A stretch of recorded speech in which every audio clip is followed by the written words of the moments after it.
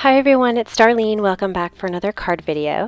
Today's card features this front and back dog. So I put the front on the inside. Came out really super cute. So I used the new brick embossing folder by Stampin' Up. You can use it vertically or horizontally. So it's 6 inches square. And I also used this, My Favorite Things, You Make My Tail Wag stamp set and some Peerless watercolors. So the first thing I'm going to do is take a piece of Strathmore 90-pound watercolor paper and I'm going to dry emboss it with that brick folder. Now I've got my Ranger detailer brush and I'm going to go over all of the grout lines of this brick with water first, and then I'll pick up my warm sepia Peerless watercolor and I'll just drop it in. So by covering the whole thing first with the water, I'm making sure that I really stay within those lines and I don't have to do a lot of coloring because the water will move the color around for me. So I'm going to go ahead and cover this whole entire panel by doing this, and you can see my Peerless watercolors have been used quite a bit, and these little palettes have lasted me so long. I haven't had to recut any of them, so I have a bunch of them in storage that I haven't even used yet. So I love these watercolors. Okay, so here I am finishing the rest of these brick lines, and now I'm going to move on to the bricks themselves. Now I let that dry first so that I can focus on the bricks, and I'm going to basically do the same type of thing where I'm going to wet the watercolor paper first, and then I'm using mahogany brown, which is kind of a reddish brown, and I'm experimenting a little bit on this top part because I'm going to be covering it with the window, and so I figured I could sort of figure out my technique here as I'm moving along. So I decided to drop color here and there in different areas of each brick, so that way it gives it a little bit more texture and it looks like it's just very like a real wall. So I'm going to sometimes drop it in the lower corners, sometimes in the upper corners, but I'm always going to cover the whole thing with water first, and I found that using a lot of water actually is better. So to just drop a whole bunch of water and then put your color in and move it around wherever you want it.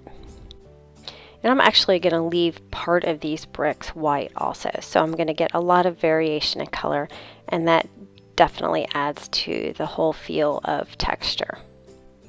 And I found it easier to start with just a little bit of color because you can always go back and add more color. So now that I'm finished with this whole brick wall, I'm going to put it aside to dry and work on some other parts of the card.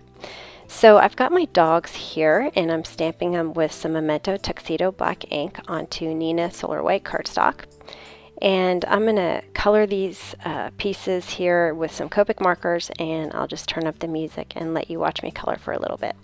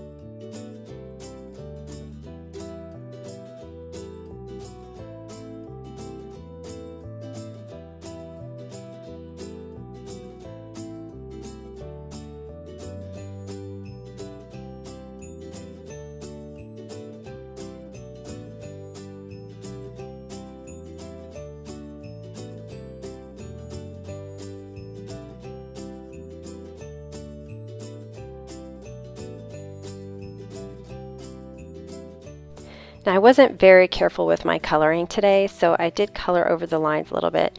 So to fix this, just let it dry first because it's going to be easier to do when it's dry, and then take your colorless blender and just push that color back over the line. And that's what this colorless blender does. It actually pushes color away. So I'm going to fix that, and then I'll move on to coloring the nose, which is a 110 marker, and I love this marker. It's black and it goes on really smooth. So I'm going to color his nose quickly, and then I'm going to color his spots. Now I wanted his spots to be white, but you're going to get some shadow areas. So I just took my W1 and I colored in the shadow areas, and then I took my colorless blender, and you can see it does a really good job of blending the lines so you don't see any lines from where I colored my W1. So I just color on that edge. Now for his collar, I just did a little BG13 in the corners, and then I connected them with the BG10. Now I decided I wasn't happy with the shading of the head, so I decided to go back in a little, add a little bit more dimension. So I'm adding my middle color, the E43 right now. And then E40 and W1 look very similar, so I accidentally picked up my W1. So you can see I'm coloring here, thinking I'm blending with my E40. And I don't realize until I've colored the whole thing that, yeah, this is not the right color.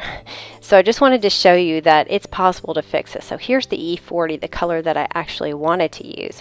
I'm just going to color over all of the areas that I did with the W1. And luckily this mistake happened in the middle of the image. And see here, I'm going in with my E43 to blend that out a little bit. Because if it would have happened at the edge, then there's a lot of color going down on this paper and it might have bled over the edge. But you can see that the Copic markers can be forgiving and you can fix the mistakes that you make. Now there are matching dies for this set, but I don't have them, so I'm just going to use my scissor to cut them out. Now I'm going to use this Game Tiles die by Simon Says Stamp to create the window. So it's 3 squares in a row, and I'm going to set it in the corner here so that I've got the same distance on both sides, on the upper and the right, and then I'll run that through the Big Shot. Now I've also cut a little window sill here, it's just a little wider and longer than the Game Tiles piece. And I colored it with W7, W5, and W3. And then I took out the W7 and added a W1, and that's what I'm going to color this die with.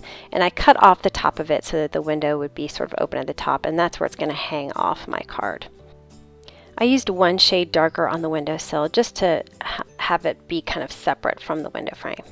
Now I kept the squares that came out of this die, and I'm coloring them yellow, and I'm doing it darker in the corner, the lower left-hand corner, and lighter in the upper right-hand corner.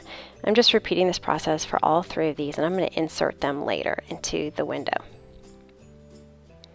Now I'm going to take my windowsill and I'm going to put some 2-way glue pen on the top of it, and then I'll adhere it to my window frame. Having these 2 pieces just gives it a little bit more dimension. It makes it look more like a window. Okay, now I've cut another piece of cardstock here, and I've cut it to be just smaller than the windowsill and the side of the windows. Now I'm not too worried about the top, I'm just worried about the bottom and the sides to make sure that they're inside my window frame. Now I'm just going to take some foam adhesive and put it on the back here so that my window will be popped up. And you can see how much adhesive I've got. I've got it all the way up, going up those window frames. To make sure that they stick to the card. So I'm going to remove the release backing here, and then I'll take my piece that I cut, and I'm going to turn my window over because it's going to be easier to see where I'm placing this scratch sheet of paper. And I put it right there in the middle so it's not showing at all. So you can see you won't see it at all. And now it's time to put my yellow pieces in. So I'm just going to take some Tombow Mono Multi Glue, my pick-me-up stick. I'm just going to put a little dot in the middle because that's all I really need.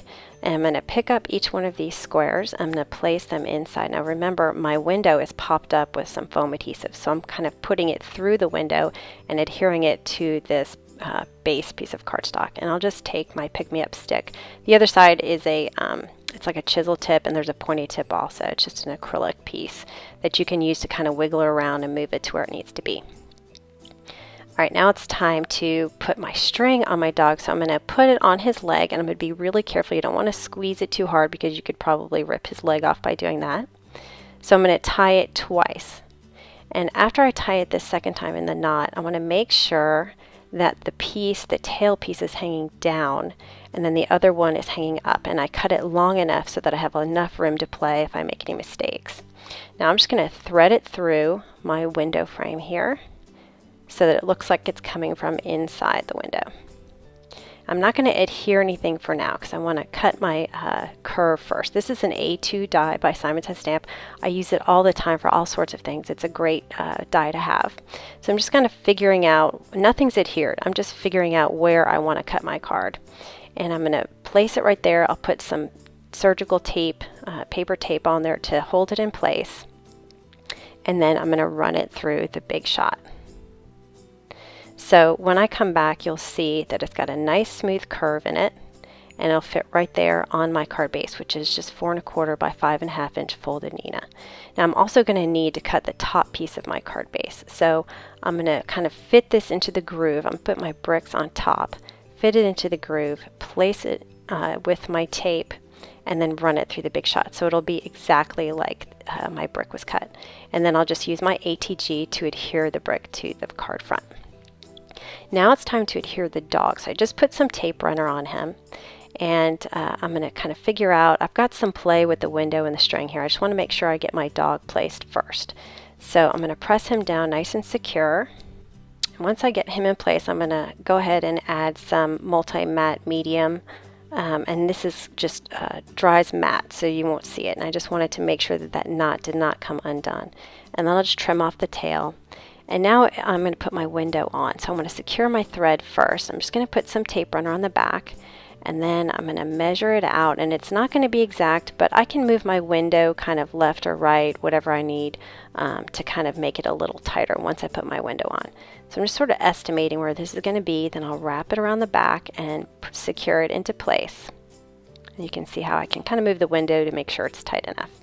So I'm going to take my scissor, I'll trim it off, and then I'm going to take my tape runner and put my window at the very top. And I'm going to hang it off the top just a little bit, just so it's tight enough, and then I can trim off the excess on the back. Now I'm going to put his face on. I'm using some glue here because I want to have some wiggle room to make sure that it lines up evenly with the other piece. I'm just going to squeeze it together. And because I had tape runner on the back, I didn't have one of his arms glued, so I just stuck a 2A glue pen underneath there and squeezed it together. Now the bone, I don't want the bone to show, so I want it to be directly underneath this dog, so this is a great time to use the MISTI. So I'm going to place it where I want it, right on the card front. Now I'm just going to stamp it on the inside of the card, and that way I know it's positioned perfectly. So I'm going to ink this up with some Memento Tuxedo Black, and I'll stamp it on the inside of my card. And I always adhere my card bases whenever I put them in the MISTI with some tape, because they kind of move around and I don't want to mess up my my stamping. So I'm just going to quickly color this with the E40 and 43 just to give a little bit of dimension. And I know that this is going to show through the back a little bit, but it's the very back of the card, so I'm not too worried about it. Now the sentiment I decided to put on the top of the card because it was kind of like the dog was saying it, so I wanted it to be close to the dog. So I used some VersaFine black onyx ink and stamped that on the top portion of the card. And that is the card for today. I just love this. It's so cute, and I hope you enjoyed it. It really wasn't too hard to make. So anyway, I hope you enjoyed it, and I will see you next time. Thanks for watching.